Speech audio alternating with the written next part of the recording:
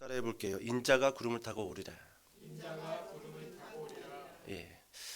여러분 1938년 10월 30일 저녁 8시부터 9시까지 미국 뉴욕과 뉴저지에서 대혼란이 있었습니다. 이 CBS 라디오 방송이 갑자기 중단되고 아나운서가 다급한 목소리로 이야기를 하기 시작을 합니다. 지금 막 이 미국 국방부에서 긴급 속보를 전해 주었습니다. 사람들이 깜짝 놀란 거예요. 라디오는 다 멈췄고 음악 프로도 다 중단되어졌고 국방부에서 긴급 속보를 전달해 드리겠습니다. 그리고 그 속보의 내용은 이랬습니다. 화성에 있던 외계인들이 지구를 침공하여 미국을 공격했습니다. 미국의 군인들이 방어하기 위해서 싸웠는데 이미 벌써 미국의 국군은 전멸했습니다. 전멸했습니다. 농담이 아닙니다. 밖으로 나가지 마시고 빨리 대피하시길 바랍니다. 지하실이 있는 분들은 빨리 지하실로 대피하시길 바랍니다. 농담이 아닙니다. 농담이 아닙니다. 여러분 실제로 이 방송은 이 미국에서 새롭게 시작될 1일 연속극 세계 전쟁의 오프닝 멘트였습니다. 오프닝 멘트. 근데 너무도 이 사실적으로 라디오에서 이 방송을 한 나머지 미국의 대다수의 사람들이 그것을 진짜로 받아들였어요. 그래서 100만 명이라는 사람들이 정신적인 쇼크를 받았고 수십만의 사람들이 거의 탈진에 이를 만큼 막 병원에 실려가고 막 기절하고 막 도망가다가 서로 막 머리 막 헤딩하고 막 이런 일들이 1938년 10월 30일에 있었습니다. 여러분 신학자 가운데 이 루이스 벌커프라는 유명한 신학자가 있어요. 이 신학자가 이런 이야기를 했습니다. 그리스도가 재림하시는 날에 얼마만큼 놀라게 되느냐는 자신들이 얼마나 깨어 있느냐에 반비례할 것이다. 좀 이해 가셔요? 그리스도께서 재림하시는 그날 각 개인들이 놀라게 될 것인데 자신들이 얼마큼 깨어 있느냐에 따라서 그 놀람은 반비례할 것이다. 오늘 특별히 여러분들과 함께 이 재림에 대해서 말씀을 좀 살펴볼까 합니다. 이 신약 성경을 보게 되면요, 이 재림을 언급한 말씀이 무려 250회 이상 등장을 합니다.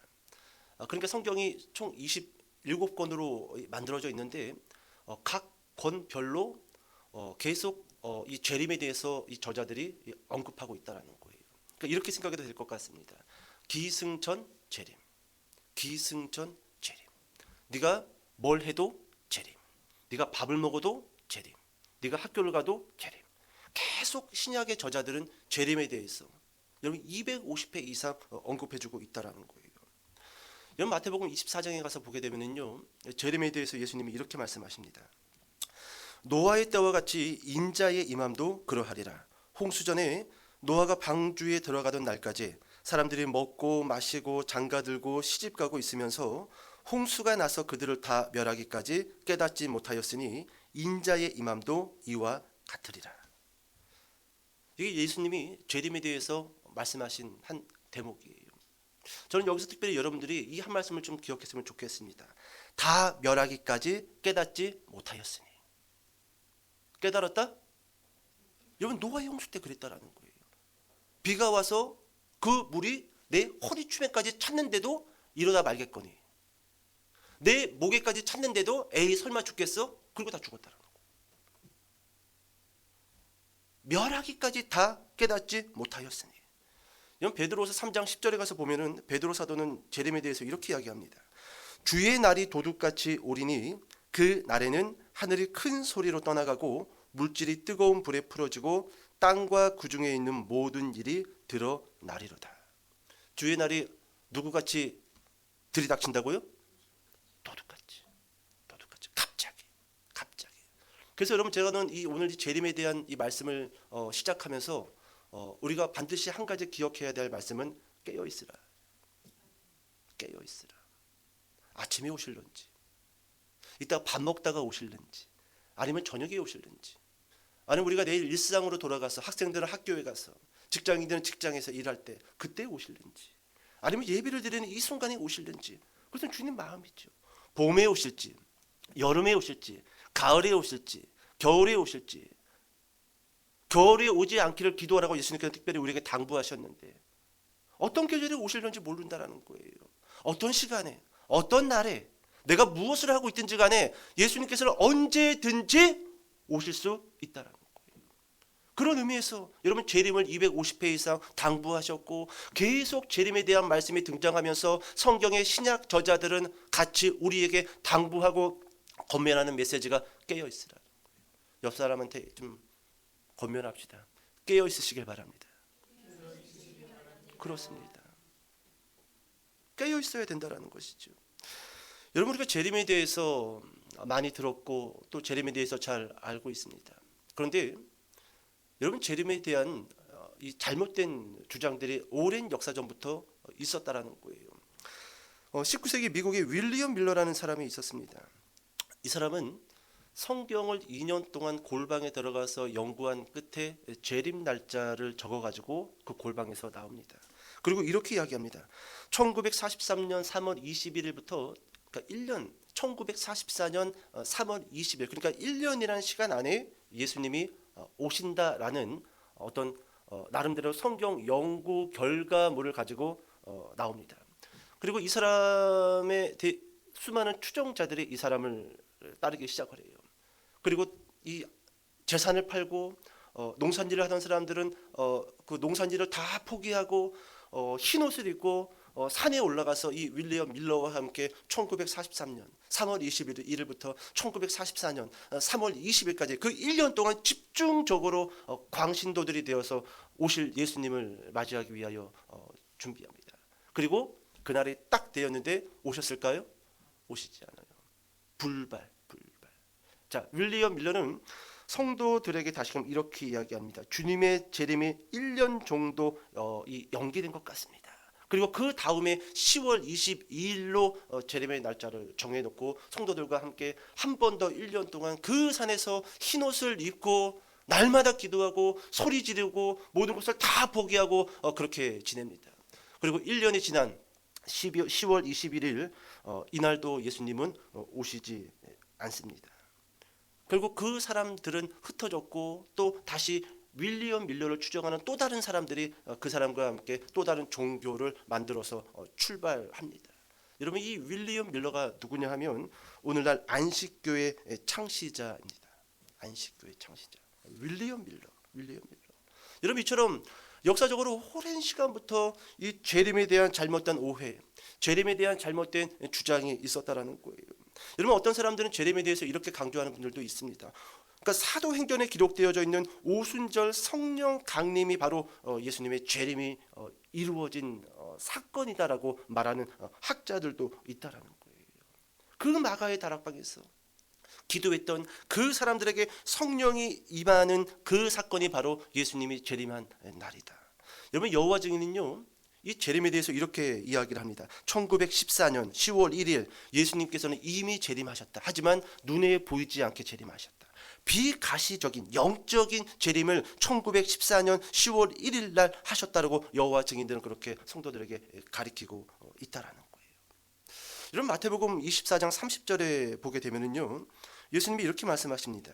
그때의 인자의 징조가 하늘에서 보이겠고 그때의 땅에 모든 족속들이 따라해 볼까요? 모든 족속들이 그렇습니다. 모든 족속들이 통곡하며 그들이 인자가 구름을 타고 능력과 큰 영광으로 오는 것을 보리라. 다시 한번 따라해 봅시다. 땅의 모든 족속들이 그렇습니다. 여러분 재림은요 일부만 알게끔 일어나는 사건이 아니라는 거예요. 예수님은 그렇게 이야기하신 적이 없어요. 특별히 몇몇의 사람에게만 내가 그날 갈 거니까 준비하고 있어 이렇게 오시지 않아요. 어떤 나라의 어떤 특정한 지역의 어떤 부류의 사람들만 알게끔 오는 것이 아니라 지구의 이 둥근 지구의 모든 사람들이 알도록 이 지구의 모든 사람들이 오시는 예수님을 볼 수 있도록 공개적으로 이루어지는 역사의 마지막 사건이 무엇이다? 재림이다라는 거예요. 재림. 우리 월드컵, 올림픽, 동계올림픽 여러분 이런 거 할 때 생방송으로 실시간 중계하잖아요. 전 지구의 사람들이 어떤 나라에서 올림픽을 할 때 다 동시에 그것을 보고 있잖아요. 월드컵 할 때도 마찬가지잖아요. 마찬가지. 예수님이 오실 때 역사의 그 마지막에 방점을 찍기 위해서, 마침표를 찍기 위해서 구름 타고 이 땅 가운데 다시금 오실 때 모든 사람들이 오시는 그 예수님을 볼 거라는 거예요. 그러면서 여러분 마태복음 24장 30절에 땅의 모든 족속들이 통곡하며. 저는 예수님이 재림하시는 그날 여러분 통곡하지 않기를 축복합니다. 통곡하지 않기를. 루이스 발코프 그 신학자의 말. 그리스도가 재림하실 때 우리의 그 놀람은 깨어있으면 반비례 할 것이다. 여러분 오늘도 주님이 오실 것이다. 내일은 주님이 반드시 오실 것이다. 항상 무엇을 하든지 간에 재림을 기억하고 재림을 대내에 있는 성도들은 주님이 언제 오든지 간에 여러분 그렇게 크게 놀라지 않을 거예요. 드디어 오셨군요. 드디어 오셨군요. 그렇다고 한다면 여러분 왜 성경은 특별히 신약 성경은 250회 이상 재림을 강조하고 있냐라는 거예요. 그 재림의 목적이 어디 있냐라는 거예요. 자, 질문 한번 던져볼까요? 만약에 여러분들에게 하나님이 한 가지 소원을 들어주신다라고 한다면 여러분들은 무엇을 하나님에게 말씀하시겠습니까? 한 가지 소원. 한 가지 소원. 누가 뭐 좀 이야기해 볼까요? 우리 정적숙 사모님 한번 이야기해 보실래요? 한 가지 소원을 하나님이 들어주신다라고 한다면 무엇을 말씀하시겠습니까?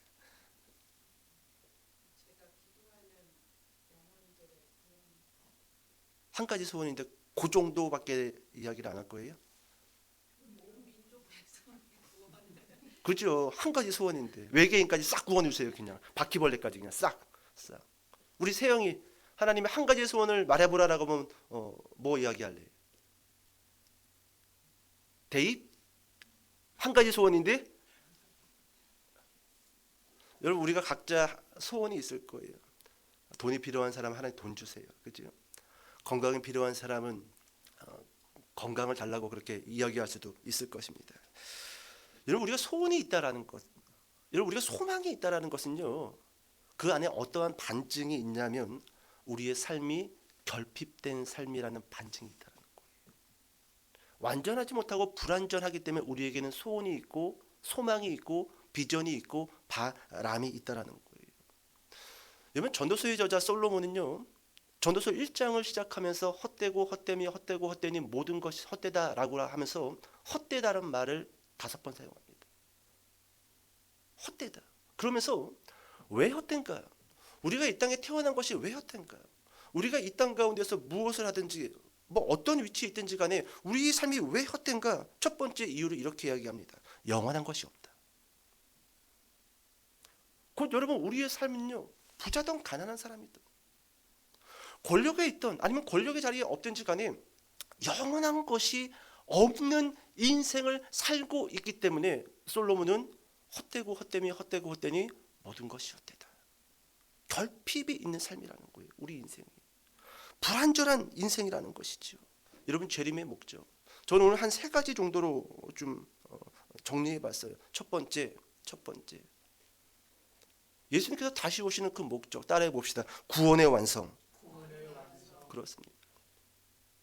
이게 첫 번째 목적이에요. 구원의 완성. 하나님의 자녀들의 그 구원을 완성시키기 위해서 다시 오신다라는 거예요. 두 번째. 예수님께서 왜 재림하시는 건가? 여러분 죽은 자들의 부활입니다. 따라해 죽은 자들의 부활. 그렇습니다. 요한복음 5장 28절과 29절을 보면은 이를 놀랍게 여기지 말라. 무덤 속에 있는 자가 다 그의 음성을 들을 때가 오나니 선한 일을 행한 자는 생명의 부활로 악한 일을 행한 자는 심판의 부활로 나오리라. 이게 재림에 있을 일이에요. 재림 때 있을 일. 여러분 어떤 사람들은 오해하는 경우들이 있습니다. 예수님을 믿는 사람들만 부활한다고 믿는 사람들이 있는데 그렇지가 않아요.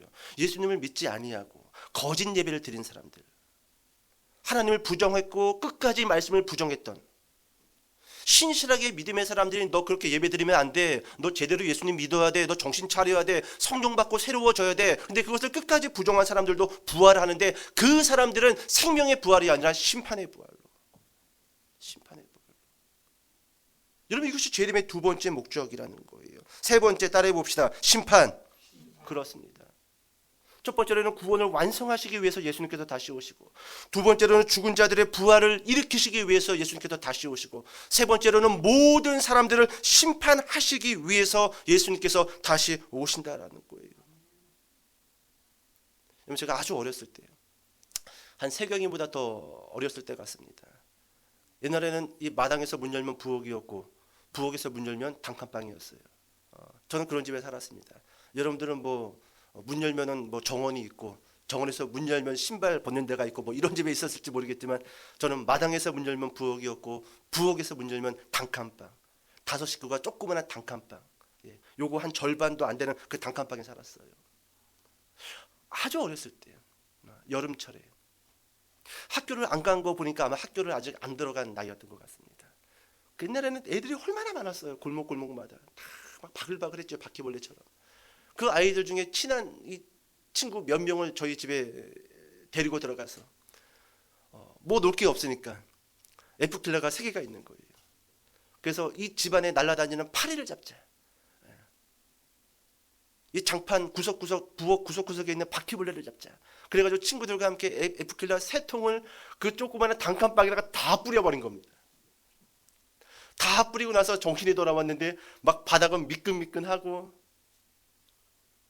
이불은 흥건히 F킬러로 젖어 있고 그 부엌 찬장과 그릇들은 F킬러 그 액체로 다 흥건히 젖어 있고, 그리고 시계를 봤더니 드디어 일 나가셨던 어머니가 재림하실 시간이 되신 거예요.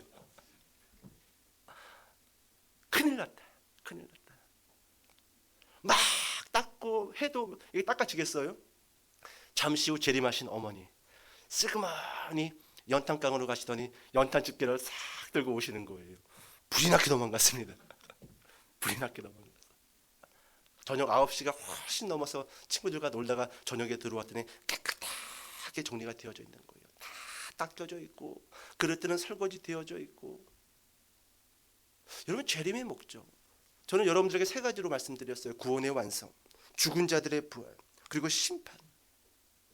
여러분, 이 3가지가 무엇을 의미하는 걸까요? 저는 좀 이렇게 정리했습니다. 재림의 목적, 예수님이 왜 재림하시는가? 여러분, 재림은요 재창조의 날이에요. 재창조의 날이에요. 인간이 타락했고 인간보다 먼저 타락한 사단의 공중권세를 잡고, 제가 어렸을 때 집을 엉망으로 만들어 놓았던 것처럼 여러분, 사단과 그리고 예수 그리스도를 믿지 않는 수많은 죄인들이 엉망으로 만들어버린 이 세상을 다시금 재창조하시기 위해서 누가 오신다고요? 예수님께서 다시 오신다라는 거예요. 여러분, 그런 의미에서 창세기 1장의 말씀을 잠깐 읽어드리도록 하겠습니다. 태초에 하나님이 천지를 창조하시니라. 땅이 혼돈하고 공허하며 흑암이 깊음 위에 있고 하나님의 영은 수면 위에 운행하시니라. 하나님이 이르시되 빛이 있으라 하시니 빛이 있었고 하나님이 그 지으신 모든 것을 보시니 보시기에 심히 좋았더라. 땅이 혼돈하고 공허하며 흑암이 깊음 위에 있고, 이게 여러분 지금 우리가 살고 있는 세상이에요. 우리는 세상을 보면서 아름답다라고 이야기할지 모르겠습니다. 우리는 서로를 바라보면서 허무할지는 모르겠습니다. 하지만 그렇지 않아요. 하나님의 시선으로 봤었을 때, 예수님의 시선으로 봤었을 때 나와 당신은, 그리고 이 나라와 전 세계는 땅이 혼돈하고 공허하며 흑암이 깊음 위에 있는 것처럼 더러울 뿐이에요. 망가져 있을 뿐이라는 것입니다. 여러분, 따라해 봅시다. 재림은 재창조하는 날이다. 그렇습니다. 자, 우리 이제 본문으로 돌아왔어. 자, 마가복음 13장 26절 말씀 다시 한번 읽어보도록 하겠습니다. 자, 시작.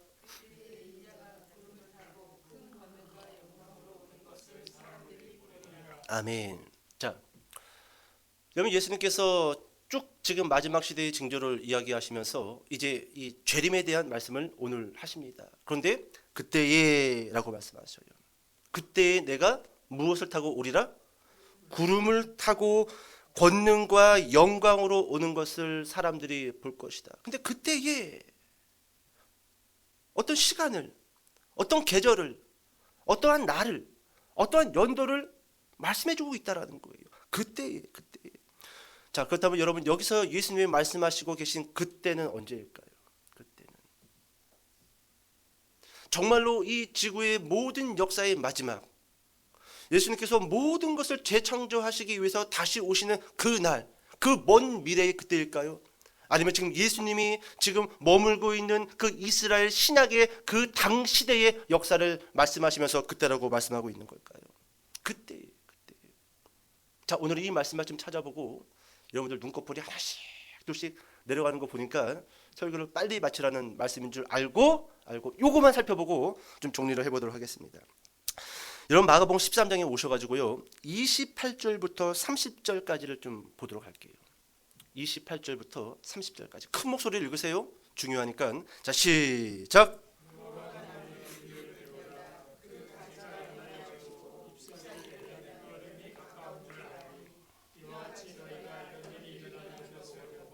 인자가 가까이 곧 문 앞에 이른 줄 알라. 내가 진실로 너희에게 말하노니 이 세대가 지나가기 전에 이 일이 다 일어나리라. 아멘. 아멘. 여러분 그때라고 말씀하셨어요. 그때. 그죠? 그때. 그럼 그때는 언제인가? 예수님이 말씀하시는 지금 그 시대보다 조금 몇 년이 지난 그 당 시대를 이야기하고 있는 건가? 아니면 먼 미래? 지금 2000년이 흘렀지 않았습니까? 그러니까 뭐 한 2000년 훨씬 이후에 정말로 예수님께서 지구 역사 마지막 구름 타고 오시는 그때를 말씀하고 있는 건가? 근데 여러분 26절 후반부 방금 읽었지 않았습니까? 30절 봐보세요. 다시 한번. 내가 진실로 너희에게 말하노니, 다시 여러분 읽어보세요. 시작. 내가 진실로 너희에게 말하노니 이 세대가 지나가기 전에 이 일이 다 일어나리라. 그럼 이 세대는 어떤 세대일까요? 맞습니다.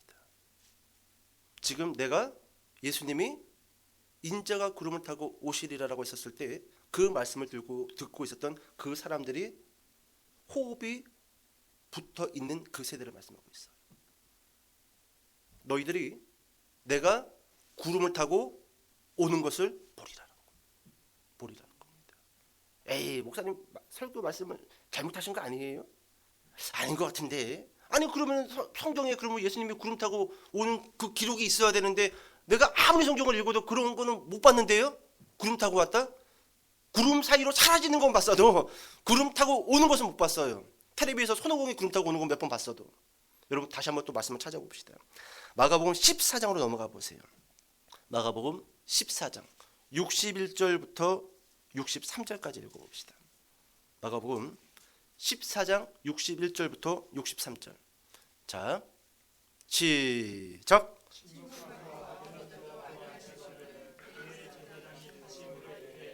내가 찬송받을 이의 아들 그리스도냐? 예수께서 이르시되 내가 그니라. 인자가 권능자의 우편에 앉은 것과 하늘 구름을 타고 오는 것을 너희가 보리라 하시니 대제사장이 자기 옷을 찢으며 이르되 우리가 어찌 더 증인을 요구하리요. 여러분 14장의 말씀은 예수님이 군병들에게 끌려가서 종교 지도자들 앞에서 신문 받고 있는 고난주간의 내용이에요. 네가 정말로 하나님의 아들이냐? 네가 그냐? 라고 하니까 예수님이 62절에 뭐라고 이야기합니까? 예수께서 이르시되 내가 그니라. 인자가 권능자의 우편에 앉은 것과 하늘 구름을 타고 오는 것을 누가 보리라? 너희가 보리라. 너희가 보리라. 종교 지도자들 너희가 보게 될 거라는 거예요. 그럼 이 사람들이 도대체 언제 예수님이 구름 타고 오시는 것을 봤냐라는 거예요. 그때에 오늘 본문 13장 26절 그때에 인자가 구름을 타고 오는 것을 사람들이 보리라. 종교 지도자들 너희가 보게 될 것이다. 내 말을 듣고 있는 너희들이 내가 구름 타고 오는 것을 보게 될 거다라고 13장에서 그리고 14장에서 예수님은 계속 이 세대에 있을 징조라고 말씀해주고 있다라는 거예요. 그러면 정리합시다. 여러분 예수님께서 구름을 타고 오시는 이 재림의 사건이 신약 성경 어디에 기록이 되어져 있냐라는 거예요. 어디?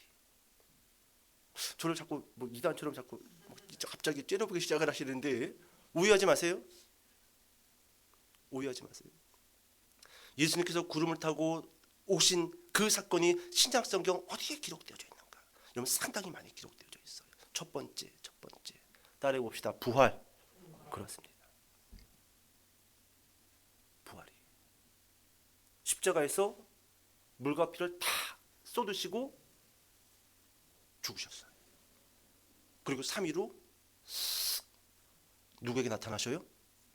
제자들에게, 여인들에게, 수많은 사람들에게. 여러분 이것은 무엇을 상징하는 사건일까요? 여러분 부활은요 다 다시 오실 재림주 예수 그리스도를 강력하게 상징적으로 보여주는 사건입니다. 구름을 타고 오리라. 우리는 그 구름을, 하늘에 둥실 떠 있는 구름을 타고 손오공처럼 여의봉을 들고 오는 걸로만 생각했어요. 여러분, 출애굽기나 레위기나 민수기나 신명기를 보면은요, 하나님이 성전에 등장할 때 무엇도 함께 짝 깔리냐면은 구름이 깔립니다. 구름은 무엇을 뜻하는 걸까요? 영광. 초라하게 오시는 예수님이 아니라, 와, 진짜였네. 진짜였네. 너희가 보리라. 내가 구름을 타고 오는 모습을 너희가 보리라. 그 첫 번째 사건이 어디에서 이루어졌냐면 부활이. 그럼 두 번째, 예수님께서 구름을 타고 오시는 그 사건이 어디에 기록되어져 있는가? 사도행전에 기록되어져 있어요. 따라해 봅시다. 오순절 성령 강림 사건. 그렇습니다. 수많은 사람들에게 하나님의 영이 임하고 그들에게 방언이 터지고, 그리고 그들을 통해서 교회가 만들어지고 복음이 확산되어지고, 전에는 내 것이다 내 것이다, 남의 호주머니에 있었던 것도 뺏어다가 자기 주머니에 넣었던 사람들이 이제는 자기의 주머니를 털어서 오히려 없는 사람들의 호주머니에다가 집어넣어주고, 우리 집 쌀독에 쌀을 퍼가지고 없는 집 사람의 쌀독에다가 채워주고, 그것이 바로 예수 그리스도께서 구름을 타고 이 땅 가운데 오신 상징적인 모습을 보여주고 있는 사건이라는 거예요. 오순절 성령 강림 사건. 그리고 여러분, 이렇게 성령을 받아서 복음을 증거했던 그 사람들을 통해서, 그리고 사도들과 제자들을 통해서 표적과 기사가 나타나지 않습니까? 병든 자들이 치료받고 귀신이 떠나가고, 심지어 사도 바울 같은 경우는 죽은 자까지도 일으켜 세웁니다. 표적과 기사를 통해서 예수 그리스도께서 구름을 타고, 그러니까 영광 가운데 이 땅 가운데 오셨다라는 것을 상징적으로 보여주고 있는 사건들이라는 거예요. 근데 여러분, 예수님이 재림하시는 그 사건 때 무슨 사건도 함께 오시죠? 함께 오지요? 환란. 여러분, AD 70년 이스라엘이 로마의 공격을 받고 그 성전이 돌 위에 돌 하나 남지 않는 그 사건을 통해서 여러분, 무엇을 또 보여주고 있냐면 예수님의 재림과 함께 환란도 함께 찾아올 거라는 것을 보여주고 있는 상징적 사건들이라는 거예요. 여러분, 그런 의미에서 예수님은 오늘 본문에서 인자가 구름을 타고 오는 것을 사람들이 볼 것이다 라고 말씀해주고 있습니다. 이제 설교를 정리합시다. 여러분, 저는 노아 시대에 홍수가 전 인류를 심판했음을 믿습니다. 저는 창세기에 기록되어져 있는 두 도시 소돔과 고모라가 하늘로부터 떨어지는 불과 유황으로 모조리 그 도시를 태워버렸다라는 성경 말씀을 믿습니다. 여러분, 예수님이 재림하는 날 노아의 홍수 때처럼 소돔과 고모라가 불에 타 멸망받았던 것처럼 여러분, 지구에 세워진 모든 도시는 그렇게 심판을 받을 거예요. 농담이 아니에요. 어영부영 도시에서 우리가 밥이나 먹고 살아야지, 여러분, 그 정도의 생각을 가지고 살아서는 안 돼요. 물이 여기까지 찰 때까지 사람들은 깨닫지 못했다라고 이야기합니다. 물이 여기까지 차가지고 뒤꿈치를 들어야 되는데도 사람들은 자기가 멸망받을 줄을 몰랐다라고 성경은 우리에게 이야기하고 있어요. 따라해 봅시다. 깨어있어라. 그렇습니다. 깨어있어라. 계속 이 재림과 함께 우리에게 주는 메시지가 무엇이냐 하면은 너는 멸망받기 전에 깨어있으라는 거예요. 깨어있으라. 깨어있으면 다행이고, 깨어있으면 다행이고. 여러분, 13장 33절에 이렇게 기록되어져 있습니다. 주의하라, 깨어있으라. 35절 그러므로 깨어있으라. 37절 깨어있으라. 13장 23절 너희는 삼가라. 내가 모든 일을 너희에게 미리 말하였노라. 여러분, 13장 한 장 안에 깨어있으라, 그러므로 깨어있으라, 깨어있으라, 너희는 삼가라. 삼가라. 계속적으로 예수님이 잠들어 있는 자들에게, 에이, 빨리 예배나 끝나고 뭐 먹으러 갈까? 에이, 내일도 또 한 주가 시작되는데, 그런 생각에 우리 신앙이 고정되어서는 안 된다라는 거, 깨어 있으라는 거예요. 네가 일하는 도중에 내가 올 수가 있어. 네가 손 다 털고 집으로 돌아갈 때쯤에 내가 올 수도 있어. 정신 차려. 열심히 공부도 해야 되고 열심히 일대에서 일해야 되겠지만 기승전 뭐? 재림. 뭘 하든지 간에 재림. 여러분 오늘부터 아침에 일어나면 주님 오늘 오실 수 있어. 밤에 주무시기 전에 자다가 오실 수 있어. 한 2번만 생각합시다. 2번만. 아침에 눈 떴을 때, 저녁에 눈 감고 주무시기 전에 주님 오실 수 있어. 오늘 오실 수 있어. 자다가 오실 수 있어. 내일 출근하다가, 내일 학교에 가다가, 내일 아침밥 먹다가 예수님께서 오실 수 있어. 오실 수 있어. 제가 언젠가 그런 이야기 했나요? 그 러시아의 한 문학가가 쓴 이 사건을 보면은, 스토리를 보면은, 예수님이 재림에서 한 마을에 왔는데 그 마을에 목사님을 만났어요. 예수님이. 야, 나 왔다. 그랬더니 그 교회 목사님이, 아 예수님, 아 이제 성전 건축 다 끝났는데 지금 오시면 어떡하냐고. 몇 년 후에 오시라고. 입당 예배도 드려야 되고, 나도 좀 큰 교회에서 좀 목회 좀 하고 좀 떵떵거리다가 좀 올라가야지. 이 고생해가지고 이제 성전 건축 이제 얼마 안 남았는데 돌아가시라고. 그 예수님이 돌아가셨대요. 나중에 오겠다고. 나중에 오겠다고. 깨어 있으라, 깨어 있으라.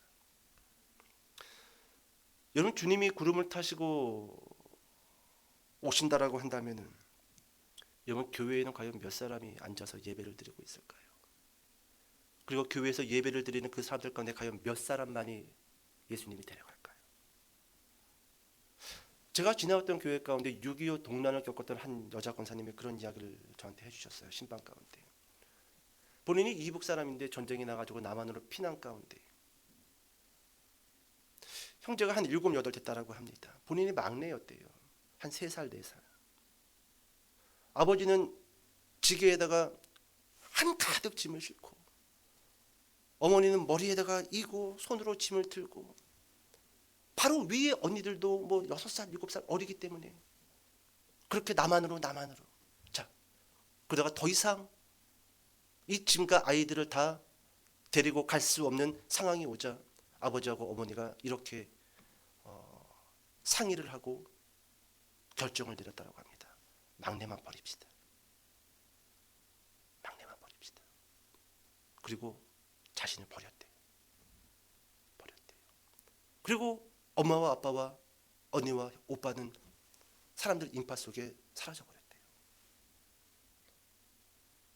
근데 잠시 후 누군가 막 뛰어오더래요. 누구였을까요? 예수님이요? 누구요? 아빠요. 아빠. 아빠가 지게를 내려놓고 저 몇백 미터에다 지게 놔두고 망둥이 안고 지게까지 가고, 다시 또 지게 메고 몇백 미터 가서 지게 놔두고 또 와서 망둥이 안고 또 가고, 그렇게 해서 남한을 데려올 수 있었대요. 감동이죠? 감동이죠? 여러분 만약 오늘 예수님이 우리를 찾아오신다라고 한다면 따라해 봅시다. 나를 데려가시겠냐라는 거예요. 나를 데려가시겠냐라는 거예요. 예수님이 재림하시는 그날, 성도들의 한 사람 한 사람의 이름을 부르면서 올라와라, 올라와라. 너 뭐하고 있니? 올라와라. 그때 과연 내 이름을 부르면서 올라와라, 그 말씀을 들을 수 있는 믿음이 있냐라는 거예요. 여러분 저는 그렇게 생각합니다. 예수님이 다시 오시는 그날 교회에서 예배를 드리고 재림을 기억하면서 깨어 있어야지라고 생각했던 사람들보다도 훨씬 더 많은 사람들은 극장에 있을 거예요. 비교도 할 수 없을 만큼 수많은 사람들은 밥 먹는 일에, 성공하는 일에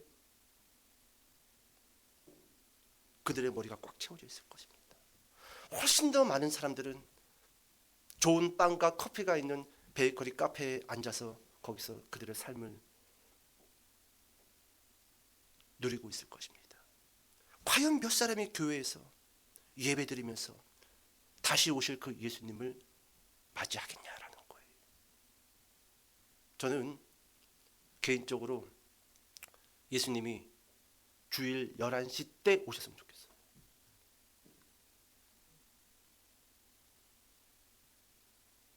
11시 때. 자, 우리 사도신경 하심으로 신앙을 고백하도록 하겠습니다. 빰빠라빰빰빰빰빰빰빰. 뭐 볼 것도 없어요. 그러면요. 방주 밖에 있는 사람이 구원받을 수 있을까요? 못 받아요. 못 받습니다. 예배 자리로 나온 사람들. 하필 그날따라 설교가 또 재림이야. 깨어있으라. 그때 딱 오시는 거야. 깨어있으라. 여러분, 예수님은 오신다라고 했고 도둑같이 임하시겠다라고 말씀하셨습니다. 항상 오실 그 예수 그리스도를 잊지 마시고 항상 믿음으로 주님 저 데려가셔야 됩니다. 저 데려가셔야 됩니다. 제 이름 아시죠? 이렇게 믿음으로 고백하는 저와 여러분 되시기를 주님의 이름으로 축복합니다. 기도하겠습니다.